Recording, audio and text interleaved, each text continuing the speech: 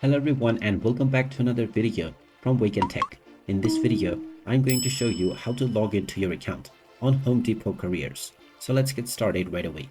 First of all, open up your web browser and then in the address bar type in careers.homedepot.com/profile/login. Then press enter, and now this will take you directly into the login portal for Home Depot Careers. You will now need to enter your credentials. Just type in your username that you have set up while creating your account, or use your email address. Then enter your account password underneath within the password box, and then finally click on the sign in button. And now this will log you in to your Home Depot Careers account right away.